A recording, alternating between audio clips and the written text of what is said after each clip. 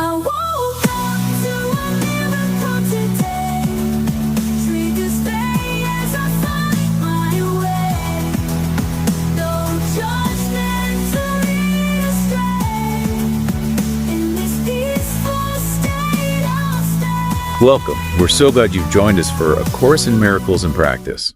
Today, we're looking closely at Lesson 303. Its title is a profound statement. The Holy Christ is born in me today. And our focus will be on understanding this not as some distant event or historical footnote, but as something immediate. A spiritual rebirth that's actually available to you personally, right now in this moment. Before we get into the lesson itself, we always want to invite your participation. Yes, if you have questions or comments or reflections you'd like to share, please do reach out. Our email address is acim@theworldharmonyproject.org. That's ACIM@theworldharmonyproject.org. And you can also find our work on social media. We're on TikTok and YouTube. The handle is @theworldharmonyproject. Okay, let's turn to the lesson now. We'll read it through together. Lesson 303. The Holy Christ is born in me today. Watch with me, angels. Watch with me today. Let all God's holy thoughts surround me, and be still with me while heaven's Son is born. Let earthly sounds be quiet, and the sights to which I am accustomed disappear. Let Christ be welcomed where he is at home, and let him hear the sounds he understands, and see but sights that show his Father's love. Let him no longer be a stranger here, for he is born again in me today. Your Son is welcome, Father. He has come to save me from the evil self I made. He is the self that you have given me. He is not what I really am in truth. He is the Son you love above all things. He is myself as you created me. It is not Christ that can be crucified. Safe in your arms, let me receive your Son. The language in this lesson it's quite elevated, isn't it? Very poetic. It really is. It carries a certain weight, a kind of spiritual grandeur.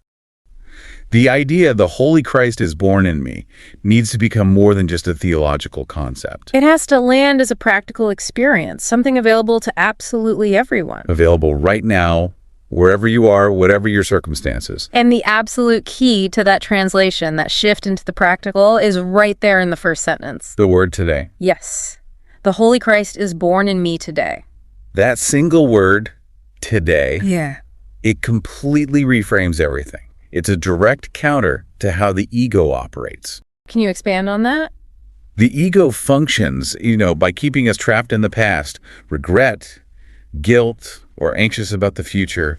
Fear. Its whole strategy is to make the present moment seem chaotic, unbearable, or simply unavailable for any real change. So when the lesson emphasizes today, it's pulling this whole concept of spiritual rebirth out of that ego timeline. It stops being something that happened 2,000 years ago to someone else. Or something we hope might happen to us eventually after years of striving for enlightenment. It becomes an active decision, something we choose in this present moment. It means the truth of our identity, the Christ self, is immediately accessible right now. Think about the psychological relief in that, the sheer freedom of it. If this birth happens today, the whole spiritual path changes shape. It's not this endless marathon you have to run perfectly for decades. Not some monumental effort dependent on flawless behavior or reaching some future state. Instead, it becomes a moment of recognition, of acceptance. It means you can't postpone it. You don't need to wait until you feel ready or until things calm down. If you're struggling right now, in this moment, the invitation to welcome this birth is offered in the struggle, not after it. That constant availability, that immediacy, that's where the liberating potential of this lesson lies. It reminds me of learning something new that changes your perception permanently. Like how? Imagine learning about photography, maybe composition or light. Okay. For years, you might look in a landscape just normally. Then someone points out how the light hits that ridge, how shadow creates depth. Ah, right. You suddenly see it differently. Exactly. And in that instant, a new way of seeing, a new understanding is born in you. You can't go back to not seeing it that way. It's an irreversible shift. That's the kind of shift in identity perception this lesson offers. An immediate, fundamental realization of what's true. And the lesson tells us how to prepare the space for that realization, for that inner birth. It says, "Let earthly sounds be quiet, and the sights to which I am accustomed disappear."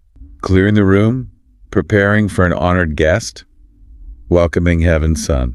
But we need to be careful here. This isn't a literal instruction about the outside world. No, it's not demanding you retreat from life entirely. That would be impractical. The earthly sounds aren't necessarily the traffic outside or the neighbor's music. They're primarily the sounds inside your head, the mental chatter. That constant stream of worries, to-do lists, self-criticism, judgments, replaying old arguments. The anxieties about money, the irritation about something someone said yesterday, the planning for next week, that's the noise. It's the sound of the ego's ongoing commentary on reality, its interpretation. And that internal noise can feel so loud, so persistent, it feels like it is us, like a defining soundtrack. Often a soundtrack of perceived disaster, lack, or constant demand. So when the lesson says, "Let earthly sounds be quiet," it's an internal invitation, a choice. You're choosing to consciously, actively turn down the volume on that inner dialogue. You withdraw your attention, and crucially your belief, from that insistent mental commentary. Because believing that commentary is what keeps the sense of separation going. I find the creative process analogy useful here too. Go on. Think of a painter trying to capture something subtle, maybe a particular mood or light. They can't force it. Rushing won't work. No, they need to cultivate an inner quiet first, a space of stillness, of receptivity. It's not necessarily an empty mind, is it? More like an absence of demand. Precisely.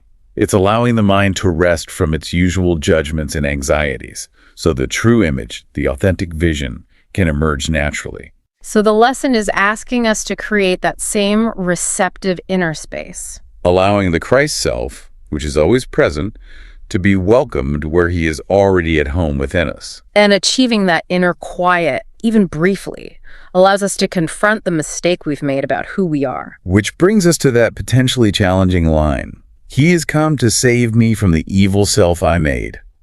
That word evil can be a real stumbling block, especially if you come from a traditional religious background. It carries a lot of baggage ideas of sin, wickedness, inherent badness. But that's not how the Course uses the term. It's crucial to understand this. In the Course's framework, evil isn't about moral failing in the usual sense. It refers specifically and only to the fundamental error, the belief in separation from God, from our source, from each other. So the evil self I made is simply that identity constructed on the belief in separation. It's the small, limited, fearful self, the one that feels vulnerable, judges constantly, believes in scarcity and attack. It's built entirely from past experiences interpreted through fear and reinforced by ongoing beliefs in guilt and lack. It's evil only because it denies the fundamental truth of our reality, our unity, our safety, our limitless nature as created by God. It's essentially the collection of all those limiting stories we repeat to ourselves. I'm not good enough. I'm defined by my past mistakes. Something is fundamentally wrong with me. I'm alone.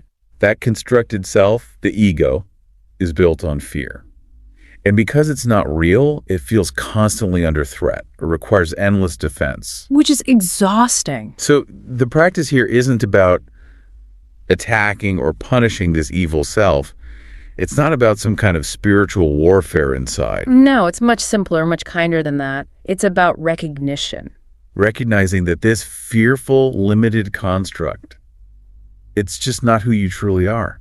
And it never was. It's like a dedicated actor, maybe someone playing a very dark, intense role for months. Okay, I could picture that. They really live inside that character's skin. They adopt the character's mannerisms, feel the character's pain, wear the heavy costume, live the suffering. They might even forget themselves for a while. Gets lost in the role. Right.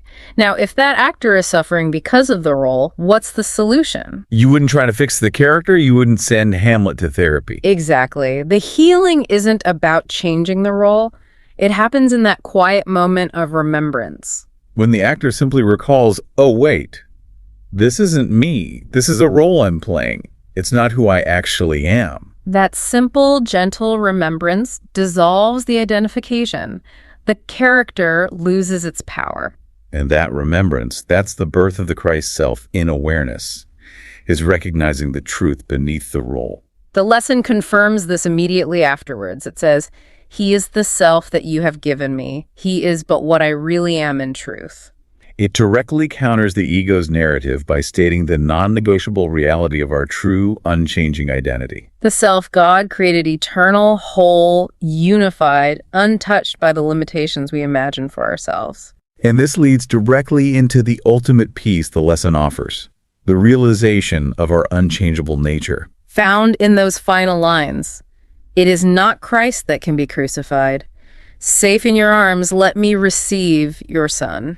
This points to an identity that is utterly immune to the world's judgments, attacks, ups and downs. Can you feel the relief in that? It's like the actor finally taking off the uncomfortable costume after the play is done. A complete dropping of the burden. The ego, that self we made, is always vulnerable. It can be criticized, it can fail, it can experience loss, betrayal, sickness, ultimately physical death. Maintaining that fragile defensive self takes enormous energy. It's a constant struggle. But the realization the lesson offers is that this vulnerable self isn't you. It is not Christ that can be crucified. The identity you truly are, your Christ self, is inherently safe. Always. It cannot be touched or harmed by anything that happens in the world of appearances. No mistake you think you've made, no criticism hurled your way, no loss you grieve. Right. None of it can actually damage your core self. This completely reframes suffering.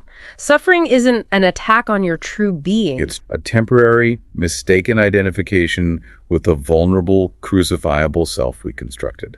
The Course consistently teaches that we aren't striving towards safety.